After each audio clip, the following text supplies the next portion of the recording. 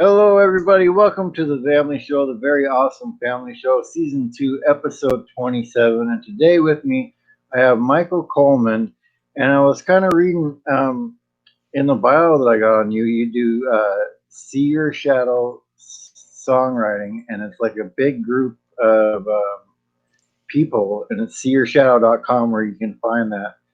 Uh, how did you guys form that? And it sounds kind of cool because then you can kind of get a mix of music and maybe play something you haven't played before. Yeah. We're very unique organization in the fact that we're a collaborative network of vocalists, musicians, and people who have a passion for the arts. And I'm the artistic director, so I'm at the helm, and it's just a group of people that bring to life the work that I write and the work that I create. It's just a good group of a good group of folks. Right. And how did the idea to put the group together come about? Is it you wanted more than just a band to back you up? You kind of wanted a big group. Yeah. You know what I mean, because I do a lot of different types of projects, and every person that I would meet, I would just want to add them to the family because I was encountering so many talented people, and you really do become good friends, and become like family, because art, when you create it, it ties you together for the rest of your lives and then Mhm. beyond, because the art will live on long after we're gone. Right. And so so I just kept adding folks, and when I meet talented people, I want them in my circle, because I need talented people to in order to bring my stuff to life. Mhm. And uh, how did you get started in doing music in the first place? What, were you younger, and do you remember like maybe beating on boxes or something like that when you were younger to the beat? Well, it's a story. Well, I always had a passion for the arts from the time that I was small. Uh, we were always watching old movies when I was growing up, and so I was always, into the B movies, the classic movies, the film noir and things like that. And we always had music playing in the house, and all different types. I mean, like I can remember when I was young, we would have Three Dog Night playing in the house. My mom was big on the Right. Carpenters, there's all different types. And then as I got older, I had shoulder length, long hair, and I was into metal, and Mhm. so the arts has always been something that I loved. And the music element actually started when it was a school teacher came to speak at my elementary school, and they had a program where I was living, where if you were in elementary school, you could join the junior high school band and orchestra. Mhm. And so I remember, I think I was 9 at the time, and I remember being so energized by Mr. Weisgerber. I'll never forget his name, Harry Weisgerber. And I remember telling my mom, "Hey, look, I want to do this." And she was like grilling me, asking me all kinds of questions. How much is it going to cost? What is it? The things that the parents go through. Right. And I said, well, it's not going to cost anything. It's going to be free. She said, "What are you going to play?" And I just popped up and said, "The violin. I'll play the violin." And then that's actually how I got started taking violin lessons Wow. in the orchestra when I was 9. But music has always been the flagship of all my creativity. So no matter what I do, whether I'm doing a film project, or whether I'm writing a screenplay, whether I'm doing any other things in the arts, music has always been the staple, and I always circle back to writing songs and creating music. Mhm. And you when you have the songs that you've written out there, um, I mean, you have certain songs like you're talking about Three Dog Night. You probably remember back when you were younger, remembering certain songs, and you'll have flashbacks of that. And Melody in here, like she says, the music kills my soul, and she loves music, and the Carpenters as well. Um, And when you're talking about the arts with it, and you said you were into the heavy metal and long hair and all that stuff, you probably know about Milton Berle being in Rats Round and Round video then. Yes. From back in the day. I always enjoyed that. I didn't realize, and then I was watching. I think it was Behind the Music or something. They mentioned that because it was his great uncle or his uncle or something like that, and that's why he was in there. So was it moments like that that when you were younger kind of pushed you to kind of combine the two more? Yeah, I was I would have to say I'm part of the original MTV generation, and I remember when I was in school, especially like in high school and things like that. I would always spend a lot of time watching MTV, and I Mm. actually would tape some of the videos on there, to watch them over and over again when they would come up, and so I've always enjoyed merging of the two mediums, and I think putting the visual image, and that actually makes you a better songwriter as Mm. well, because you're always constantly thinking about the visual images that are going to go with what you're writing, and that's paramount in the Nashville circuit right now. So Right. It seems like um, the Nashville stuff that's going on right now has a lot of parallels to Sunset Strip and stuff in the '80s with the metal bands. Like people go in there just to try to get record contracts and stuff. Is that kind of the way it is there? you know what, it's a funny market in terms of you have tons of people and that come there with the dream, Mm. that come there with the guitar in the car that won't start, not Yeah. knowing where their next meal is coming from, and things like that, and there is a lot of competition, but but but what's important to note is that without folks dreaming for going for their goal and going for their dream, you lose so much of the energy of the city, Mm. and the people that you would encounter there. I mean, because to be honest with you, folks, the dreamers are the ones that really provide the entertainment for the fans to enjoy. And without those people that have those dreams to try to go for, so much would go uncreated. Right. Right. And seeing seeing those other people in the city chasing their dreams probably helps other people get an idea to follow theirs. Maybe it's not music, but it might be something else that they want to do, and they go, "Well, that guy's trying it. Maybe I can give it a shot."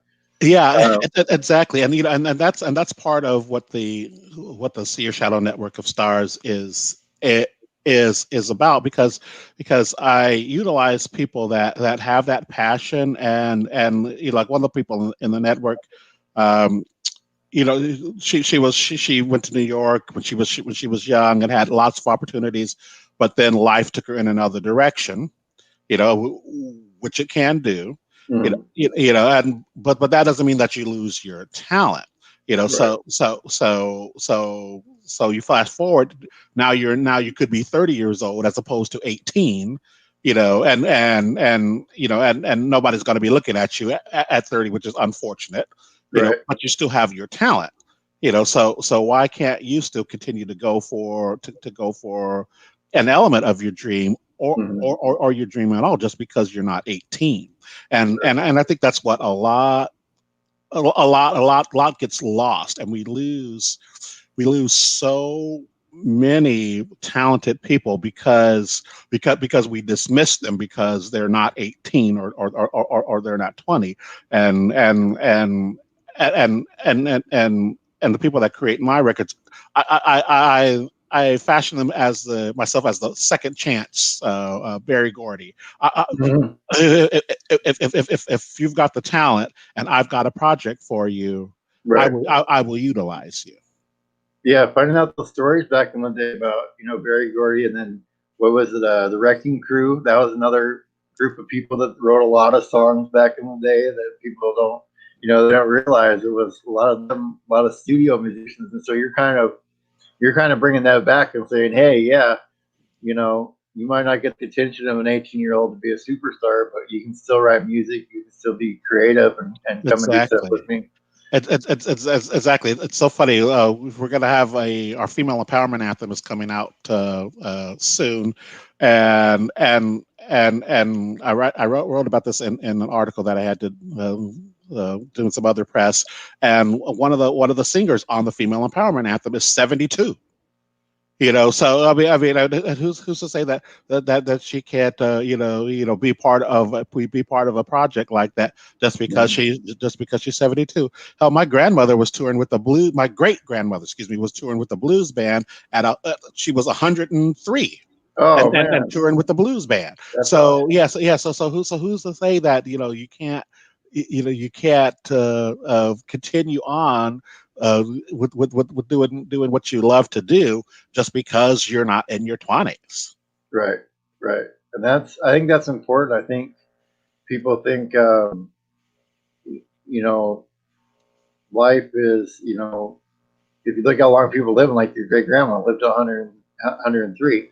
Well, that means when you're 60, you still have 43 more years of stuff that you can do. Exactly. So, you know, uh, uh, Michael, the Metropolitan Cowboy Coleman, songwriter, producer, photographer, filmmaker, amazing on that, he says. So, yes, you wear a lot of hats, and that's kind of what's behind you there. You're telling me that you're going to be filming a music video, um, and it's a lot of hard work. But is it fun to take and put that visual element with the music that you've been thinking about? You know what? It is and it isn't. And what I mean by that is I mean, of course I wouldn't be doing this if I didn't enjoy doing it. I always say that show business is the career for the insane. Mm-hmm. Because you would have to be insane to go through everything that we have to go through in order to get that 30-second shot or whatever it is that we're doing.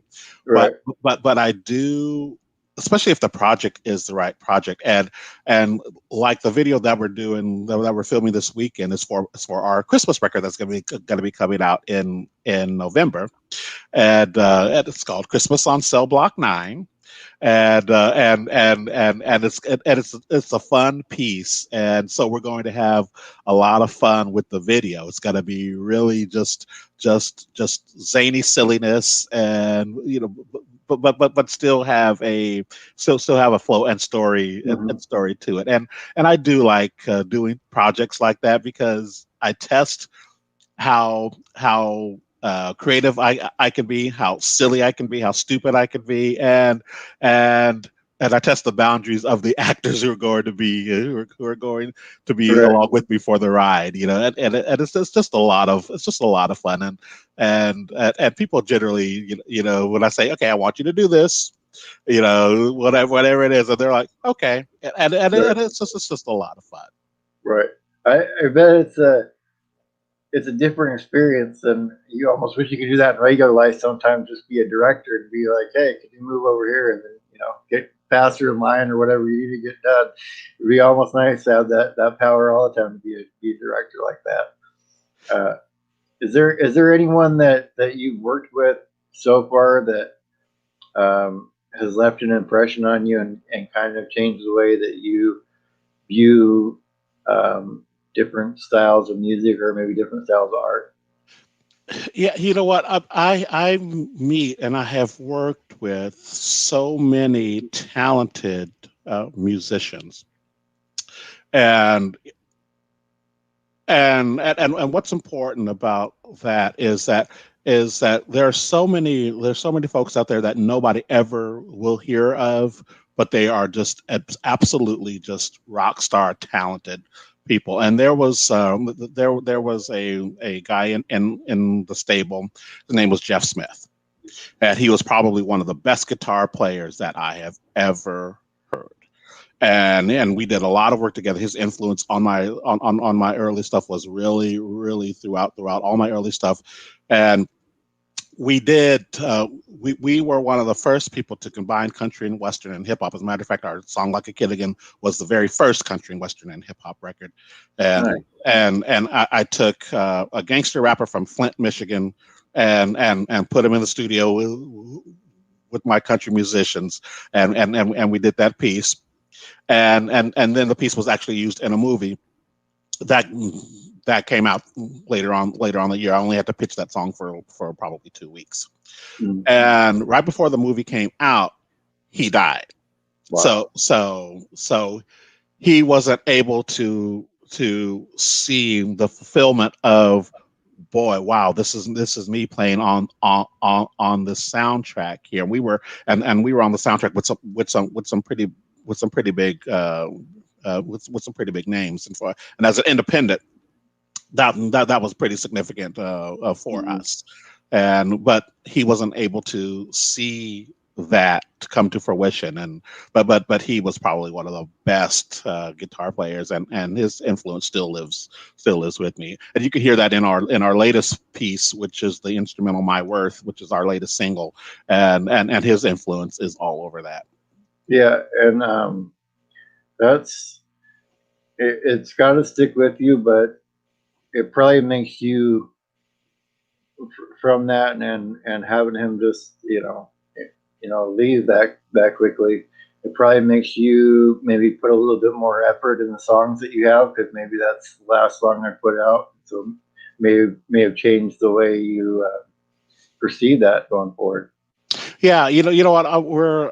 I'm always constantly reminded and reminding people that our lives are very short, Mm-hmm. and they're too short to be unhappy for a second. So if you're in a career that you cannot stand, you need to get out of it, or do something. If you're doing things that that where you're really not happy, you Yeah, you you really need to be making a change, because our lives are too short. And if you've got a dream, you need to go for it, and because you might not have that opportunity, yeah, and it's just really, uh, when our song "I Will Tell Jesus You Said Hello," which has been one of our biggest successes this year. uh I mean, you think about the story of that song, and that couple's life changed in an instant when they were just out playing catch. mhm, And so that just further solidifies, hey, you know what, anything could happen at any time, and your life is changed, or it's gone. yeah, yeah. Well, and it can change an instant for good too, because like had you not had that opportunity to play violin early in life, you might not be doing what you're doing now. You may have That's never true. found the love of music that you found and all that kind of stuff. Yeah. That is so true.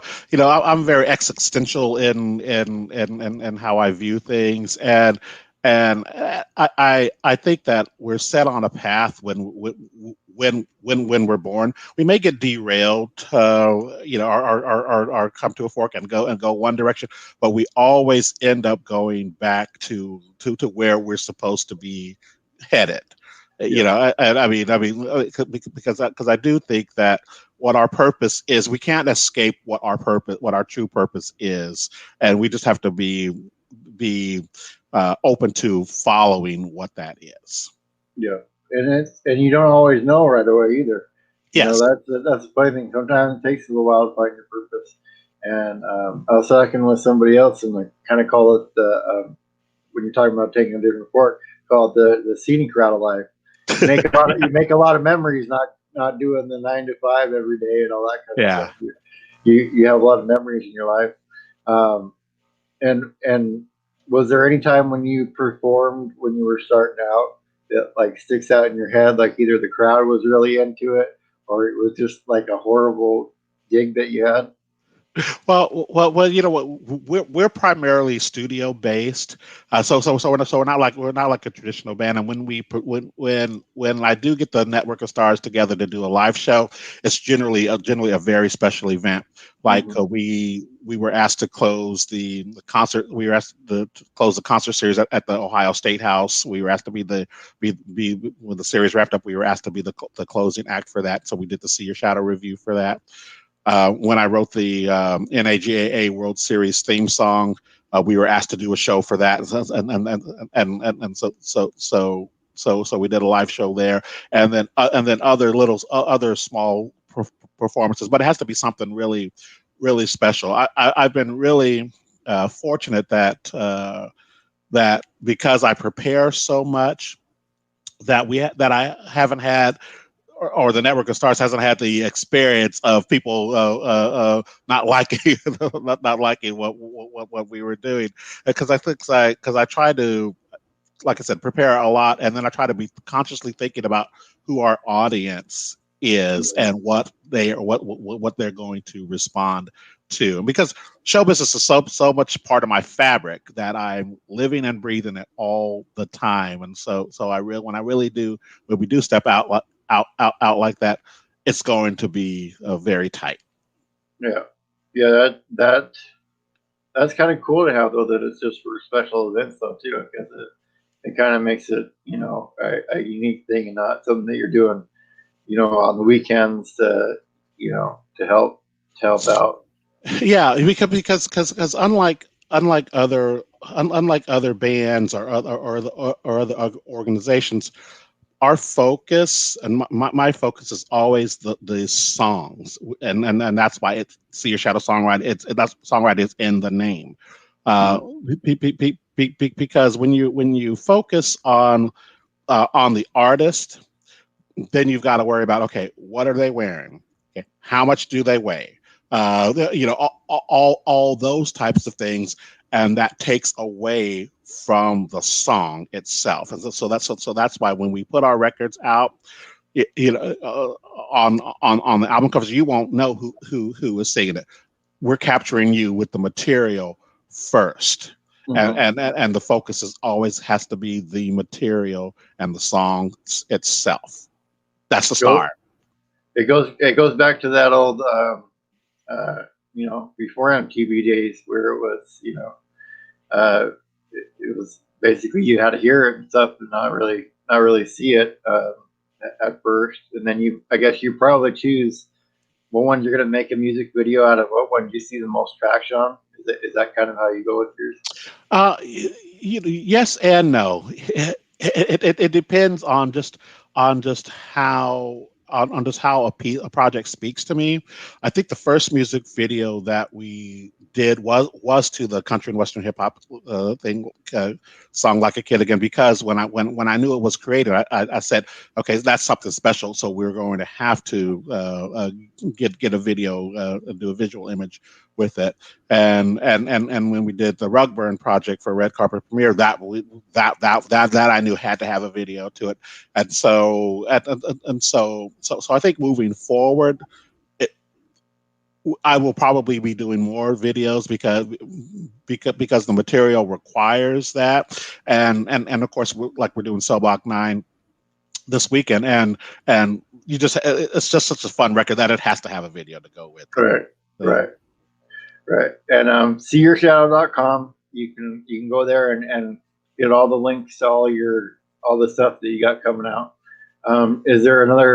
Is Cell Block 9 the very next thing that's coming out as far as anything being released, or is there another song going to come out soon? yeah, yes. Well, we have the single outlet right now, My Worth, the Southern Rock instrumental, which nobody does that. We're always thinking outside the box when we release our Right, material. And so Christmas on Cell Block 9 will be the next official release. We're going all out. We're doing a huge, massive radio campaign with it. The video, um, and that will hit the all your digital platforms and on November the 3rd. I think is the release date for that, just right in time for the holidays. right. That'll be awesome to hear and awesome to see. And I'd love to have you back on again when you have some more music videos come out and stuff like that, and talk to you some more for Oh, I'd sure. love to. I'd love to. Can you tell me though if you went back in time and you could talk to yourself before you started playing violin and say one day you're gonna make music videos like on MTV, would you believe yourself at first? Yes. Yes, yes. So I was the kid that that was always performing in the living room. That was always do things like that. I was that kid. So I knew I would be doing something in the arts. And actually, I think early on in my career, I think I wanted to be a choreographer. I think is what I wanted to do when I was like really kid, really small, because we always had the disco records played, and Oh when I yeah, was growing up, and so I knew I would be doing something in the arts. right. That was always happiness and joy in your house. And, like Nettie says, it would be awesome having you back for sure. Is there? Are you also? If anybody's interested in auditioning or stuff for your network of stars, they can also do that at Oh your yeah, show. yeah. Oh, that would be fantastic. I'm always on the hunt for talent. We're based in we have two locations. I mean, we're based in the Southwest of Phoenix, but right now we're actually talking. I'm in Ohio right now at our creative complex, because that's where we do the filming and photography and things like that. But no, but I'm always on the hunt for vocalists and musicians and the like. Matter of fact, one of my people down in Nashville asked me about that just this week. About doing artist development for folks. So yeah, so I'm always on the hunt Awesome. for people that have that passion. Awesome. Yeah, I'll let anybody I know that has that come see you for sure. Um, is there one piece of advice you would give people that are doing creative stuff like here on YouTube or anything that has helped you keep your creative passion all these years you've been doing it? I would say to always be your authentic self, because I think people respond to authenticity, and when you're anything other than who you are, uh, people know that. Mm. You always need to be true to who you are. And I'll use myself as an example. I'm the same guy that can write "I will tell Jesus you said hello," but I'm also the same guy that can do a project like Rug Burner for a red carpet premiere and everything else in between. And that is those, I am that guy who's everything in between from one Mm. end of the spectrum to the next. And you really have to be who your authentic self is. Yeah, I think that's very good advice. I tell people all the time you can only play somebody else so long before you it's not going to work for you any And longer. that's the truth. Well, I do want to thank you for being here. Stick with me for a minute, guys. Check out seeyourshadow.com. Go check out all Michael's stuff on there and check out what they're doing. And if you're a musician or vocalist or anything, definitely go check and audition. And you never know what could come of it for sure. Until next time, stop waiting for life to happen and make life happen. Later, guys. Exactly.